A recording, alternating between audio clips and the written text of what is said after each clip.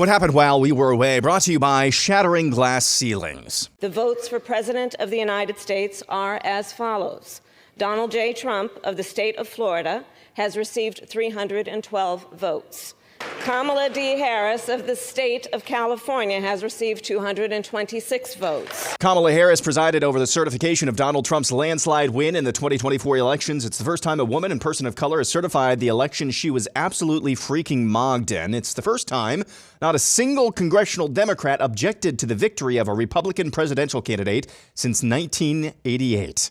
Canadian Prime Minister Justin Castro resigned yesterday. The betting markets favor Conservative Party leader Pierre Poilievre as becoming the next Canadian PM. Donald Trump Jr. went to Greenland this morning. Unemployed in Greenland! Whoops, wrong clip. Guys, we're here in Nook, Greenland. This is the founder, 1721. That yellow house with the red top, that was his original spot. That's where he moved. This is where it all started out here. Just incredible scenery. Super cool stuff. Trump Sr. continues to push for the acquisition of the island and dependency of Denmark, saying in a post on Truth Social yesterday, quote, "Greenland is an incredible place and the people will benefit tremendously if and when it becomes a part of our nation. We will protect it and cherish it from a very vicious outside world. Make Greenland great again."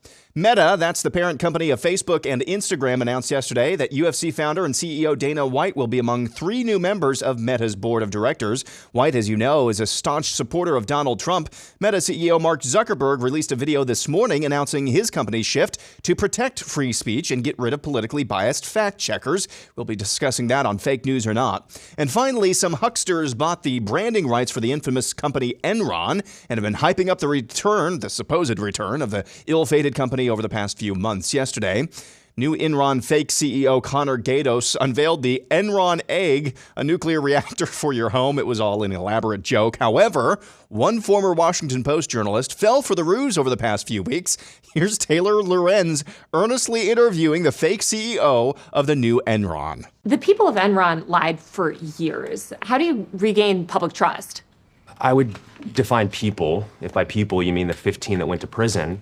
I would say there were 30,000 amazing people that worked at Enron that had nothing to do with the fraud and the scam and the scandal. And so I'm not a math guy, but 15 out of 30,000 is a pretty small number. I mean, I'm so glad that you feel this sort of like level of love for the former employees and company. I feel like for most Americans, they don't have that positive connotation with the company. It did so much harm and it destroyed so many lives. If you want to talk about lives that were destroyed, let's look at the 2008 housing crisis. Okay. Millions of lives destroyed, and only a few people went to jail.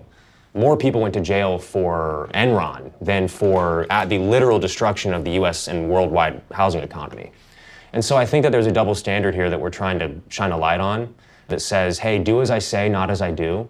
You know, throughout this interview, you've been so optimistic, and I'm kind of wondering, how do you square that optimism with the very real harm that Enron has done? The rhetoric of the word harm and just in general, it has done. manipulative. But we have to talk about the harm, the bad stuff that Enron has done in the past. No, we don't need to talk about the harm. No, we don't.